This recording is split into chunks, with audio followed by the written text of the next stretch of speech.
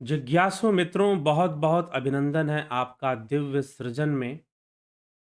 प्रत्येक दिवस की भांति लाइव चर्चा का यह कार्यक्रम हम शुरू कर रहे हैं और आज का जो महत्वपूर्ण विषय है, आदि गुरु शंकराचार्य जी द्वारा रचित विवेक चूड़ामणि पर आधारित चर्चा हम ये कर रहे हैं। आज का जो महत्वपूर्ण विषय है वह वैराग्य, सच्चा वैराग्य और सच्चा वैराग्य और मिथ्या आचरण क्या है? मिथ्याचारी कौन है? मिथ्या आचरण किसे कहते हैं और यह सच्चा वैराग्य कब होता है? इस वैराग्य शब्द को लेकर बहुत सारी भ्रांतियां हैं। लोग समझते हैं वैरागी बनने का मतलब क्या है? नारी मुई घर संपत्ति नासी, मूंड मुंडाए भय सन्यासी। क्या वैरागी बनने का यही मतलब है कि भाई घर बार छोड़ दिए और वन में चले गए या किसी आश्रम में जाकर बैठ गए या फिर तपस्या करने निकल गए? कई बार जो वैराग्य होता है वो बहुत क्षणिक होता है, शमशानी वैराग्य होता है। शमशान घाट में चले जाओ तो वैराग्य उत्पन्न हो जाता है, शमशान से बाहर निकलते ही माया हावी हो जाती है, वैराग्य खत्म हो जाता है। तो वैराग्य, अनेकों प्रकार के वैराग्यों की चर्चा लोग कर देते हैं और अनेकों प्रकार से लोग अपने आप को वैरागी दिखाने में भी लगे रहते हैं। अब एक बात यहां पर आप सोचिएगा कि यह दो विषय हमने एक साथ क्यों लिए, मिथ्या आचरण और वैराग्य। मिथ्या आचरण का मतलब है ढोंग। सीधी सी बात है, एक शब्द में हम कहें कि मिथ्या आचरण का अर्थ क्या है? ढोंग, स्वांग, जिसको कहना सही रहेगा। ठीक। तो मिथ्या आचरण उसे कहा जाएगा। और वैराग्य क्या है? वैराग्य में मिथ्या आचरण होता है क्या? जी हां। वैराग्य में मिथ्या आचरण की संभावनाएं हैं, बहुत अधिक संभावनाएं हैं। वैराग्य एक पक्षी है जिसके दो पंख हैं। आदि गुरु शंकराचार्य यहां पर कहते हैं वैराग्य रूपी पक्षी के दो पंख हैं। अगर दोनों पंख नहीं रहेंगे सही सलामत तो वो पक्षी उड़ नहीं पाएगा, अर्थात वैराग्य फलित नहीं होगा, पुष्पित नहीं होगा, वैराग्य आगे नहीं बढ़ेगा अगर उसके दोनों पंख सही नहीं होंगे तो। एक पंख में वो होगा और दूसरे पंख से नहीं होगा तो फिर निश्चय ही पतन होगा। वैराग्य का बने रहना या वैराग्य का टिकना मुश्किल है। सीधा सा हम शब्द के अर्थ पर आते हैं। वैराग्य शब्द का अर्थ क्या है? क्या वैराग्य शब्द का अर्थ है घर परिवार छोड़ दो, जाके जंगल में बैठ जाओ? क्या वैराग्य शब्द का अर्थ है कि जाके आश्रम में बैठ जाओ? क्या वैराग्य शब्द का अर्थ है पहाड़ों पे चले जाओ, कंदराओं गुफाओं में घर? वही बात है, नारी मोई घर संपत्ति नासी, मूंड मुड़ाए भय सन्यासी। नारी भी मर गई, घर संपत्ति का भी नाश हो गया, अब चलो भैया मूंड मूंड मुड़ाकर अपना सन्यासी बन लेते हैं, बाबा बन लेते हैं। कुछ इस तरह की बात हो जाती है, वैरागी बन जाते हैं लोग, ये कहना शुरू कर देंगे। तो वैराग्य है क्या? अगर ऐसे ही बात है तो मुझे एक बात बताइए, राजा जनक, विदेही जनक, क्या वैरागी नहीं थे? क्या श्री कृष्ण द्वारकाधीश भगवान श्री कृष्ण, क्या वह वैरागी नहीं थे? क्या जनक वैरागी नहीं थे?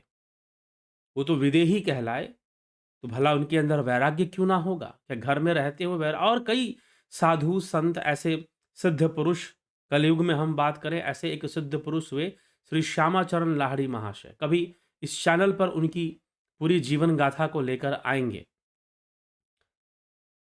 उनकी 3 बेटियां और 2 सुपुत्र थे, तो क्या वह वैरागी नहीं थे? प्रश्न ये उठता है। क्या वह वैरागी नहीं थे? तो वैरागी होने का मतलब क्या है? वैरागी होने का मतलब क्या नग्न हो जाना वैरागी है? युग वाशिष्ठ के अंदर कथा आती है देवी चुड़ाला की, रानी चुड़ाला, उनकी कथा आती है कि वो बहुत वैराग्यवान थी और घर गृहस्थी में रहते हुए सत्संग में रहती थी। उनका विवेक जागृत था, ध्यान मग्न रहती थी, अपनी ध्यान उपासना निधिध्यासन में लगी रहती थी और निधिध्यासन करते करते अपने चित्त को एकाग्र किए हुए उनके अंदर कई यौगिक शक्तियों का, सिद्धियों का विकास हो चुका था। अपने राजा को, अपने पति जो कि राज्य के राजा थे, वो महारानी थी और वो पति राजा थे, अपने राजा को वो समझाती रहती थी कि आप भी राज्य काज में कई बार बहुत परेशान हो जाते हैं, तनाव से ग्रस्त हो जाते हैं, आप भी ध्यान योग वगैरह किया करो, सत्संग थोड़ा किया करो, शांत रहेगा मन। राजा को बड़ा बुरा लगता कि भाई मेरी रानी मुझे ही शिक्षा देने में लगी हुई है, और वो उनकी पहली रानी भी नहीं थी, उनकी 3 या 4 रानियाँ थी, तो उनमें भी सबसे छोटी थी। तो अब वो अपने पति को कहती, तो राजा कहते कि ठीक है, अब तू मुझे शिक्षा देगी। राजा को बड़ा बुरा लगता। तो उस समय रानी बार-बार कहती, बार-बार उपदेश देती, तो राजा एक बार खिन्न हो गए कि ये बहुत अपने आप को बड़ा समझती है, बहुत अपने आप को ज्ञानी समझती है और मुझे उपदेश देती रहती है, तो चलो ठीक है, मैं भी इसको दिखा देता हूँ। और राजा ने क्या किया कि सब कुछ छोड़-छाड़ कर वो वन में चले गए, जंगल में चले गए तपस्या करने के लिए। तपस्या करने के लिए चले गए जंगल में। रानी ने देखा कि राजा को जो समझना चाहिए था, वो तो समझ में आया नहीं, करने कुछ और लगे। क्या करने लगे? मिथ्या मिथ्या आचरण करने लगे। अब रानी ने क्या किया, रानी सिद्ध थी, साधारण नहीं थी रानी। रानी चुड़ाला ने अपना वेश बदला और एक संत के रूप में राजा के पास पहुंच गई और राजा के पास पहुंचकर कहा कि ये क्या कर रहे हो? राजा ने कहा दिखता नहीं, तपस्या कर रहा हूं। अच्छा। तो संत ने, जो रानी ही थी, उसने कहा कि ढोंग कर रहे हो तुम सारा, ढोंग है तुम्हारा, कुछ भी नहीं है, बकवास है। राजा ने कहा कि ढोंग है? अरे मैं राजा हूं, मैंने सब कुछ, अपनी रानियां त्याग दी, अपने दास दासी सारे, राजा का वैभव सुख मान सम्मान सब त्याग कर मैं आया हूं। तो फिर संत ने कहा कि नहीं, तुम ढोंग कर रहे हो, तुम ढोंगी हो, तुम झूठ बोल रहे हो, तुमने कुछ नहीं किया, कुछ नहीं त्यागा तुमने अभी तक। राजा को गुस्सा आया, अरे भाई अब है ही क्या मेरे पास, ये शरीर पे वस्त्र है और तो कुछ है नहीं। अगर तुम कहते हो कि ये त्यागना, ये भी त्याग देता हूं, कपड़े वपड़े उतार कर नग्न हो गया पूरा। संत ने कहा कि अभी भी कुछ नहीं त्यागा तुमने, तुम्हारा सब ढोंग है और तुम कुछ नहीं त्यागा तुमने, बकवास है सब। और क्रोध आया राजा को, कहा कि अरे अब तो बस ये शरीर बचा है, अब इसको भी त्याग दूं, कूद जाता हूं पहाड़ी से। अब राजा बेचारा खिन्न, फ्रस्ट्रेशन में जैसे आदमी होता है वैसी उसकी स्थिति, और फ्रस्ट्रेटेड अवस्था में उसने कहा कि मैं कूद जाता हूं। वो कूदने लगा। अब जैसे ही कूदने लगा, तो संत ने उसके हाथ पकड़ लिए, जो कि रानी ही वेश बदल कर आई थी, और हाथ पकड़ लिए और कहा कि नहीं राजन, ऐसा कुछ भी करने की जरूरत नहीं है। तुमने कुछ नहीं त्यागा, क्योंकि तुमने अपने साथ मैं को रखा कि मेरी रानियां, मेरे दास दासियां, मेरा राज्य, मैंने उनको त्याग दिया। तुम्हारा तो कुछ था ही नहीं, तुमने उनको त्याग दिया, लेकिन तुमने सत्य में अपने मानस से उसको नहीं त्यागा है। इसीलिए मैंने कहा कि तुम ढोंग कर रहे हो। अगर कुछ त्यागना है, तो ना कपड़े उतारने की जरूरत है, ना पहाड़ी से कूदने की जरूरत है। बस इस हर वस्तु के साथ मेरी रानियां, मेरा राज्य, मेरे दास दासियां, या जो मेरा मेरा लगा रखा है ना, इस मैं और मेरा को त्याग दो। जब यह त्याज्य हो जाएगा, जब इसका त्याग हो जाएगा, तो सच्चा वैराग्य अपने आप आ जाएगा। फिर मिथ्या आचरण फिर नहीं रहेगा। और जब तक इसका त्याग नहीं होगा, मानस से त्याग नहीं होगा, तब तक मिथ्या आचरण होगा। और रही बात वैराग्य, तो ध्यान योग से सिद्ध होता है। जब मन पूर्णतः चित्त जो है निरंतर आत्मा के चिंतन में ही लगा रहेगा, आत्मा में ही स्थित रहेगा, तो स्वाभाविक रूप से बाहर कहीं दूसरे विषयों में जाएगा नहीं, तो सच्चा वैराग्य वहां से जाकर स्थापित हो जाएगा। तो वैराग्य भी कोई जबरदस्ती लाने की चीज नहीं है। ध्यान योग करते हुए ही वैराग्य की सिद्धि होती है। ठीक है? इसीलिए मिथ्या आचरण, भगवान कृष्ण श्रीमद् भगवद गीता में अर्जुन से मिथ्या आचरण की चर्चा करते हैं कि मिथ्याचारी मत बनो। अब ये मिथ्या आचरण की चर्चा हुई क्यों गीता के अंदर? तो ये जब हम सही से गीता पढ़ते हैं, अर्जुन क्या-क्या क्वेश्चन पुट कर रहा है, क्या-क्या क्वेश्चन कर रहा है, क्या-क्या सवाल कर रहा है, क्या-क्या उत्तर मिल रहा है उसे, तो उसी के प्रश्न हैं। अर्जुन कहता मैं ब्रह्मचारी बन जाऊँगा, ब्रह्मचारी बन जाऊँगा। श्री कृष्ण भगवान कहते हैं यह तेरा स्वधर्म नहीं है, यह तो परधर्म हो जाएगा, क्योंकि तू क्षत्रिय है और इस समय तेरे सामने धर्म युद्ध खड़ा है। अगर तू ब्रह्मचारी बन जाएगा, तो यह तेरा मिथ्या आचरण होगा और तू मिथ्याचारी कहलाएगा, क्योंकि यह तेरा स्वभाव नहीं है। तेरा स्वभाव तो योद्धाओं वाला है। तेरा स्वभाव और तेरा स्वधर्म क्षत्रिय है। योद्धा तेरा स्वभाव है, स्वधर्म तेरा क्षत्रिय है। इसीलिए तू अपने स्वधर्म के अनुकूल ही कर्म कर और युद्ध कर। अगर तू ये कहता है कि तू ब्रह्मचारी बन जाएगा तो वह तेरा मिथ्या आचरण होगा, क्योंकि ब्रह्मचारी तो तू इसलिए बनना चाहता है क्योंकि तुझे इस समय ये लगता है कि भाई युद्ध करने में बहुत हानि है और इससे बचने के लिए तू ब्रह्मचारी बनना चाहता है। अर्जुन कहता है कि मैं भिक्षा मांगकर सारा जीवन जी लूंगा, लेकिन इस तरह से अपने परिजनों को युद्ध में नहीं झोंकूंगा।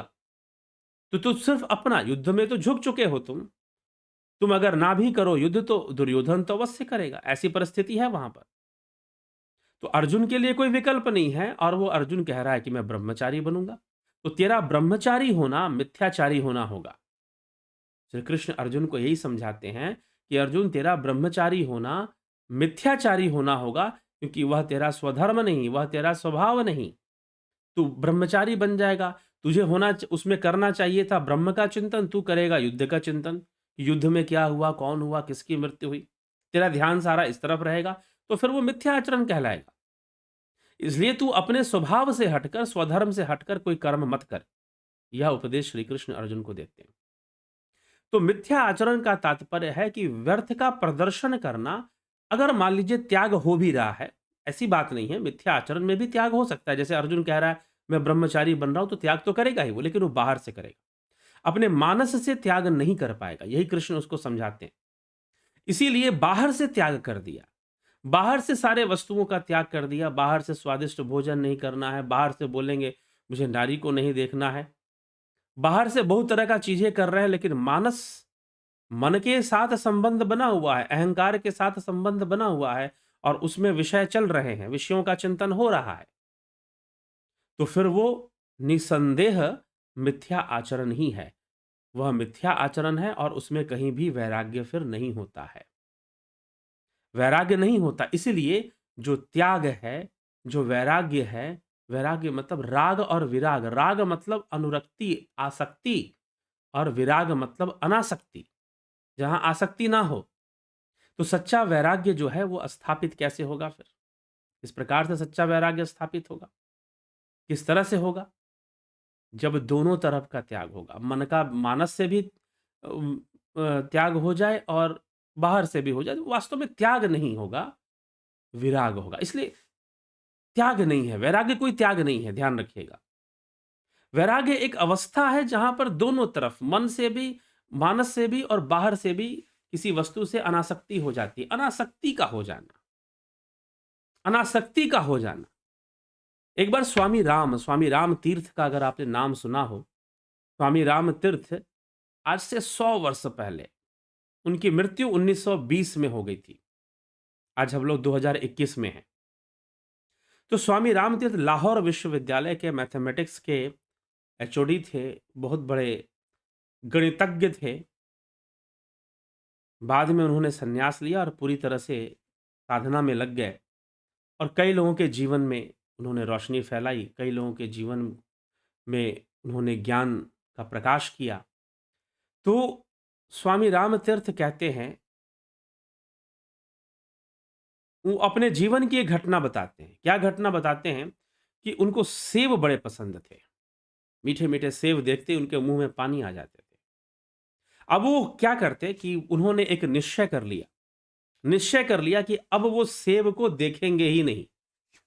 तो उन्होंने सेब को देखना बंद कर दिया। अब कहीं पर किसी के घर पे गए तो फलाने, अब वहां पर गए थे तो उन्होंने उनका सत्कार किया, उनको जलपान दिया, नाश्ता कराया, नाश्ते में सेब दे दिया। अब सेब दे दिया तो आंखें ऐसे, इधर घुमा ली आंखें, तो इधर देख रहे हैं, भाई सेब को तो देखना नहीं है, ये संकल्प लेके बैठा हुआ है, सेब को तो देखना ही नहीं। अब बड़ी मुसीबत। अब लोगों को उनका यह व्यवहार बड़ा आश्चर्यचकित करने वाला लगे, बड़ा विचित्र लगे, ये कैसा आदमी है भाई, सेब को देखता ही नहीं है। तो क्या यह वैराग्य है? फिर अचानक एक दिन स्वामी राम तीर्थ ने चिंतन करते हुए अपने आप से बातें करना शुरू किया। पूछा कि ये कब तक चलेगा, मैं सेब को नहीं देखूंगा? अब जहां जाऊंगा वहां सेब तो मिल ही जाएगा। सेब बड़ा ही सामान्य सा फल है जो लगभग 12 महीना फल के बाजारों में मिलता है। हाँ, सस्ता होना, महंगा होना, रेट अप डाउन उसका होता रहे, वो एक अलग बात है, लेकिन मिल जाता है। अब ऐसा फल है, अब वो कैसे बचा जाए उससे देखने से? फिर उनको लगा, वेदांत दर्शन का अध्ययन करते हुए उनको मन में एक प्रश्न उठा कि नहीं देखना, यह भी तो आसक्ति है। यहां वैराग्य नहीं है, मैं स्त्री को नहीं देखूंगा, इसमें कोई वैराग्य नहीं है। क्योंकि राग का संबंध ना स्त्री से है, ना पुरुष से है, ना सेब से है, ना भोजन के स्वाद से है। राग का संबंध इन सब चीजों से नहीं है। राग तो एक प्रवाह है। जब उस प्रवाह को रोक दोगे तो विराग हो जाएगा, और वो कहीं बाहर नहीं, भीतर से रोकना पड़ेगा। अब स्वामी राम तीर्थ कहते हैं कि मुझे सेब से बार बार मुंह फेरना पड़ता है। क्यों फेरना पड़ता है? क्योंकि अंदर से वैराग्य अभी नहीं आया है सेब के प्रति। अंदर से वैराग्य नहीं आया, इसलिए मुंह फेरना पड़ता है। जब भीतर से वैराग्य हो जाएगा तो सेब अगर सामने दिखाई भी दे तो कोई फर्क पड़ने वाला नहीं है। यह है सच्चा वैराग्य। अगर स्त्री दिखाई भी दे, कई संप्रदायों में कि तुम महिला को देखो ही मत, अगर वो दिखाई भी दे तो आपके ऊपर कोई फर्क ना पड़े, कोई मतलब ही नहीं, उसे कहेंगे सच्चा वैराग्य। अंदर बाहर दोनों से राग की समाप्ति। फिर वो पुरुष जिसका अंदर से त्याग हो गया, अगर वो बाहर से कुछ बरतता हुआ नजर भी आए तो उसे दोष नहीं लगता। यही श्रीमद् भगवद गीता का उपदेश है। उसे फिर दोष नहीं लगता। जो बाहर से बरतता भी आए विषयों में, लेकिन अंदर से मुक्त हो चुका है, विषयों की आसक्ति से मुक्त हो चुका है, उसे फिर किसी प्रकार का दोष नहीं लगता। वह मिथ्याचारी नहीं है, क्योंकि ढोंग नहीं कर रहा। वो विषयों से दूर रहने का किसी प्रकार का प्रदर्शन नहीं कर रहा, वह ढोंग नहीं कर रहा, वह इस बात की अनाउंसमेंट नहीं कर रहा कि उसने ब्रह्मचर्य का पालन किया है और उसने इतने सालों से किसी नारी का मुख नहीं देखा है। इस तरह का ना वो कोई प्रैक्टिस कर रहा है और ना ही घोषणा कर रहा है। तो जब दोनों ही तरफ से विरक्ति होगी तब जाकर वैराग्य होगा, अन्यथा मिथ्या आचरण होगा। मिथ्या आचरण के अलावा और कुछ भी नहीं होगा। इसीलिए वैरागियों की संख्या नहीं मिलती है, मिथ्याचारियों की संख्या मिलना बहुत ही सरल है। ये समझना है। आदि गुरु शंकराचार्य वैराग्य निरूपण में इन सूक्ष्म बातों को समझाते हैं। श्लोकों के माध्यम से क्या समझाते हैं, आइए उसको देख लेते हैं। तो कहते हैं, अंतस्त्यागो बहिस्त्यागो, अंतर से त्याग, बाहर से त्याग। अंतस्त्यागो बहिस्त्यागो विरक्तस्यैव युज्यते। विरक्ति जरूरी है, इसलिए त्याग शब्द का प्रयोग हो रहा है कि बाहर अंदर दोनों से त्याग होना चाहिए, लेकिन वास्तव में विराग त्याग नहीं है। विराग एक अवस्था है जहां पर राग रूपी प्रतिक्रिया समाप्त हो जाती है। राग एक प्रतिक्रिया है। आपने किसी वस्तु को देखा, आपको बड़ी सुंदर लगी, आपने कोई भोजन का स्वाद चखा, आपको बड़ा स्वादिष्ट लगा, उसके प्रति राग उत्पन्न हो गया, उसके प्रति राग उत्पन्न हो गया। वो राग उत्पन्न ना हो तो वैराग्य हो जाएगा, सीधी सी बात। तो वैराग्य को समझिए। वैराग्य का मतलब कोई नहीं कि जो घर बार छोड़ देगा, दाढ़ी बाल बढ़ा लेगा।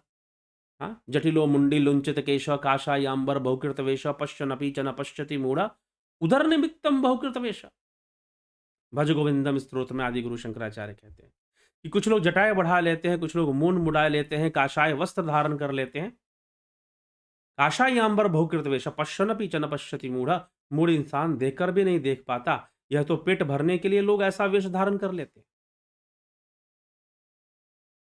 मिथ्याचरण है, ढोंग हो जा। ढोंग और मिथ्याचरण में अंतर है। ढोंग जानबूझ के किया जाता है और मिथ्या आचरण नासमझी से किया जाता है। जैसे अर्जुन नासमझी से ब्रह्मचारी बनने जा रहा है, ठीक है। नारी मुई घर संपत्ति नासी मूंड मुड़ाए वह सन्यासी, ये नासमझी है। ढोंग, मिथ्या आचरण ढोंग नहीं है। ढोंग तो पाखंड हो गया। ढोंग का मतलब तो सवांग हो गया। ढोंग जो रावण ने किया था, जो काल नेमी ने किया था, ढोंग, उसे हम ढोंग कह सकते हैं। मिथ्या आचरण अलग चीज है। मिथ्या आचरण नासमझी की अवस्था में होता है, जब समझ नहीं होती सही। तो अर्जुन के पास ऐसी वैराग्य की समझ की कमी है, इसीलिए बोल रहा है कि मैं ब्रह्मचारी बन जाऊंगा। तो श्री कृष्ण भगवान समझाते हैं, यह तेरा मिथ्या आचरण होगा, इस मिथ्या आचरण से अपनी रक्षा कर। ठीक है, तो ये वहां पर समझाया जाता है। तो मिथ्या आचरण और वैराग्य, वैराग्य जब अंतस्त्यागो बहिस्त्यागो, दोनों तरफ से, अंतस्त्यागो बहिस्त्यागो विरक्तस्यैव युज्यते, त्यज्यत्यंत त्यंतर बहिं संगम विरक्तस्तु मोक्षया। विरक्त पुरुष का ही आंतरिक और बाह्य दोनों प्रकार का त्याग करना जरूरी है। सीधा कह रहे हैं, ठीक है। वही मोक्ष की इच्छा से आंतरिक और बाह्य संग को त्याग सकता है और त्याग देता है। ठीक। बहिस्तु विषय संग तथांतर हमादि भी विरक्त एव शक्नोति त्यक्तुम ब्रह्मणि निश्चितः। इंद्रियों का विषयों के साथ बाह्य संग, अहंकार आदि के साथ आंतरिक संग होता है। ध्यान से सुनिएगा इस लाइन को। बहिस्तु विषय संग तथांतर हमादि भी, अर्थात इंद्रियों का विषयों के साथ बाह्य संग होता है और इन्हीं इंद्रियों का अहंकार, चित्त, मन, बुद्धि आदि अंतःकरण से आंतरिक संग भी होता है। तो इन दोनों में बाहर विषय स्थूल रूप में है, इंद्रिय अनुभूति रूप में है, और अंदर विषय भाव के रूप में है, विचार के रूप में है। तो इंद्रियों का इन दोनों तरफ संबंध रहता है, संग रहता है। इन दोनों का ब्रह्मनिष्ठ विरक्त पुरुष ही त्याग करता है। इन दोनों का त्याग करना पड़ेगा। मतलब जिस वस्तु का आप त्याग कर रहे हैं, मात्र बाहर से नहीं, मानस से भी उसका त्याग होगा, तब वैराग्य रूपी पंछी जो है उड़ेगा। यही आदि गुरु शंकराचार्य कहते हैं, वैराग्य बोधो पुरुषस्य पक्षीवत पक्षौ विजानिहि विचक्षण त्वम विमुक्ति सौधाग्रतलाधिरोहणम ताभ्याम विना नान्यतरेण सिद्ध्यति। हे विद्वन, वैराग्य और बोध इन दोनों को पक्षी के दोनों पंखों के समान जिज्ञासु को, मुमुक्षु को देखना चाहिए। इन दोनों में से किसी भी एक के बिना केवल एक ही पंख के द्वारा कोई मुक्ति रूप महल की अटारी पर नहीं चढ़ सकता। मुक्ति की प्राप्ति उसे नहीं होने वाली। वैराग्य भी होना चाहिए और अंतर में बोध भी होना चाहिए, ज्ञान भी होना चाहिए, तब जाकर, और दोनों तरफ से त्याग होना चाहिए। ये नहीं कि बाहर से तो त्याग दिया और अंदर में जो है, यही भगवान कृष्ण ने अर्जुन से कहा कि बाहर से तो ब्रह्मचारी बन जाएगा। तू बोल रहा है कि मैं ब्रह्मचारी बनकर भिक्षा मांगकर जीवन व्यतीत कर दूंगा, जा कर ले, लेकिन तेरा सारा मन तो युद्ध में लगा रहेगा। तेरे अंदर ये जानने की इच्छा बनी रहेगी कि युद्ध में क्या हुआ क्या नहीं हुआ। तेरा सारा मन युद्ध में लगा रहेगा, इसीलिए तेरा यह मिथ्या आचरण कहलाएगा। तू ब्रह्मचारी सही से बन नहीं पाएगा और यह तेरा स्वधर्म नहीं है, यह तेरा स्वभाव नहीं, इसलिए तू ऐसा प्रयास कर ही मत। ठीक। तो दोनों तरफ से जब तक बैलेंस नहीं आएगा, त्याग सिर्फ बाहर से करोगे, इंद्रियों से विषयों का त्याग किया, लेकिन मानस में अहंकार से अभी भी संबंध बना हुआ है, तो बोध नहीं है। वैराग्य और बोध जब तक नहीं है, तब तक पंछी, वैराग्य रूपी जो पंछी है, मुक्ति का जो यात्रा करने वाली जो पक्षी है, यह जीव रूपी पक्षी जो मुक्ति की यात्रा कर रही, योगी का जीव रूपी पक्षी जो मुक्ति की यात्रा कर रही है, वह वहां तक अपनी यात्रा को पूर्ण ही नहीं कर पाएगा, क्योंकि एक पंख तो है ही नहीं उसके पास, एक ही पंख है। तो यह समझने वाली बात है। अत्यंत वैराग्यवतः समाधि समाहितस्यैव दृढ़ प्रबोध प्रभुत तत्वस्य ही बंध मुक्ति मुक्तिर मुक्तात्मनो नित्य सुखानुभूति। अत्यंत वैराग्यवान को ही समाधि लाभ होता है, जो इस प्रकार से सच्चा वैरागी है, अंदर बाहर दोनों से वैरागी है, जिसके पास वैराग्य और बोध दोनों ही है, उसी को समाधि लाभ होता है। समाधिस्थ पुरुष को ही दृढ़ बोध होता है। जो समाधिस्थ है, निर्विकल्प अवस्था में उसे ब्रह्म तत्व का ज्ञान होता है, तथा सुदृढ़ बोधवान का ही संसार बंधन छूटता है, और जो संसार बंधन से छूट गया है उसी को नित्यानंद का अनुभव होता है। ठीक है। वैराग्यवान परम सुखस्य जनकम पश्यामि पश्यात्मना सतच्चे क्षुदतरात्म बोध सहितम स्वराज्य साम्राज्य दुख एतद द्वार मजस्त्र मुक्ति युवतेरे यस्मात्व मस्मात् परम सर्वत्रा स्पृहया सदात्मनि सदा प्रज्ञाम कुरु श्रेयसे। जितेंद्रिय पुरुष के लिए वैराग्य से बढ़कर सुखदायक मुझे और कुछ भी प्रतीत नहीं होता। वह यदि कहीं शुद्ध आत्मज्ञान के सहित हो, तब तो स्वर्गीय साम्राज्य के सुख को देने वाला होगा। ठीक ना। तो सुख को जन्म देने वाला वैराग्य से बढ़कर दूसरा कोई साधन नहीं है। और आत्मज्ञान तक पहुँचाने वाला है। यह मुक्ति रूप कामनी का मुक्ति को यहाँ कामनी के रूप में देखा गया है। कामनी मतलब उसके प्रति आकर्षण हो, ब्रह्म वासना पैदा होनी चाहिए, ठीक ना? तो मुक्ति रूप कामनी का निरंतर खुला हुआ द्वार है, इसलिए हे वत्स, तू अपने कल्याण के लिए सब ओर से इच्छा रहित होकर सदा सच्चिदानंद ब्रह्म में ही अपनी बुद्धि को स्थिर कर। तू बाहर से भी और अंतर से भी वैराग्यवान बन। बाहर से मात्र देखने में तू वैरागी रह, तू भोजन नहीं करेगा स्वादिष्ट, तू स्त्री संग नहीं करेगा, तू किसी प्रकार का भोग या रस गंध रूप इन सब से अपनी दूरी बनाकर रखेगा। बाहर से तो रख रहा है, क्या भीतर से भी रख रहा है? मानस में तो कहीं इसके प्रति नहीं चल रहा है, तो मात्र दिखावा है, मात्र प्रदर्शन है। ऐसे वैराग्य से कोई लाभ नहीं है, ठीक है? ऐसे वैरागी, देखिए इसीलिए मैंने पिछले भी व्याख्यान में कहा, वास्तव में यह जो अध्यात्म का मार्ग है, ब्रह्म ज्ञान का मार्ग है, ध्यान योग का मार्ग है, यह अपने आप से ईमानदारी का मार्ग है। आप किसी को धोखा नहीं देंगे इस मार्ग में, स्वयं को धोखा देंगे बस, ठीक है? तो कोई इसका कोई मापदंड भी नहीं है कि आप किसी आश्रम में जाकर बैठे हैं, आप किसी गुरु के चेले हैं, आपने भगवा पहन रखा है, दाढ़ी बाल बढ़ा रखी है, तो आप वैरागी हो गए। जी नहीं, वैरागी होना आपकी अपनी ज़िम्मेदारी, अपने ऊपर लेना पड़ेगा। स्वाभाविक इच्छा जब तक मुक्ति की नहीं पैदा होगी, परमात्म प्राप्ति की स्वाभाविक इच्छा नहीं होती है और इसकी स्वाभाविक ज़रूरत जब तक प्रमाणित नहीं होती कि आवश्यकता है निश्चय रूप से, लेकिन हम नहीं समझ पाते हैं। दबाव में हम कोई काम करते हैं या फिर बहकावे में, तो सही वस्तु तक हम पहुँच नहीं पाते हैं, ये समस्या हो जाती है। तो यह मुक्ति रूप कामनी का निरंतर खुला हुआ द्वार है, इसलिए हे वत्स, तू अपने कल्याण के लिए सब ओर से इच्छा रहित होकर सच्चिदानंद ब्रह्म में ही अपनी बुद्धि स्थिर कर। ऐसा उपदेश दिया उन्होंने।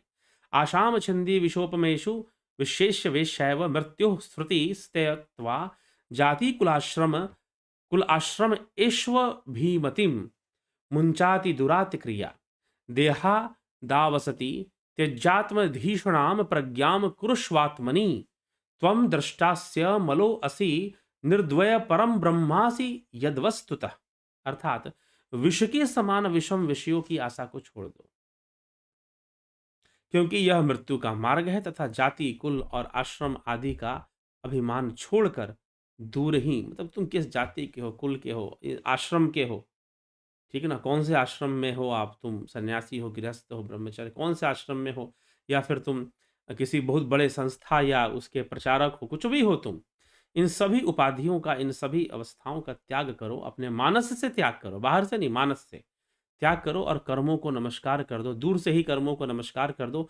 देह आदि असत पदार्थों में आत्मबुद्धि को छोड़ो, देह आदि में जो आत्मबुद्धि बनी हुई है उसको छोड़ो और आत्मा में अहम बुद्धि को करो, क्योंकि तुम तो वास्तव में इन सबके दृष्टा और मल तथा द्वैत से रहित जो परब्रह्म है वही तुम हो, जो परब्रह्म है वही तुम हो, ठीक है? तो इस प्रकार से समझते हुए तुम वैराग्य को प्राप्त हो जाओ, सच्चे वैराग्य को प्राप्त हो जाओ। मात्र बाहर से जो दिखने में वैराग्य दिख रहा है और अंदर से वैराग्य नहीं संभल पा रहा है, तो फिर व्यर्थ है, ठीक है? तो इस प्रकार से आदिगुरु शंकराचार्य वैराग्य के विषय में यहाँ पर स्पष्ट कर रहे हैं, समझा रहे हैं। बहुत बहुत आभार आप सभी का। जुड़े रहें, बने रहें, ध्यान योग का कोर्स ज्वाइन कर लाभ उठाएं, स्पिरिचुअल हीलिंग का कोर्स ज्वाइन करके लाभ उठाएं, और नेचुरोपैथी भी एक अपने आप में हीलिंग है, उपचार है, इसको भी जानें और इसका भी पूरा पूरा लाभ उठाएं। चलिए, बहुत बहुत आभार आप सभी का।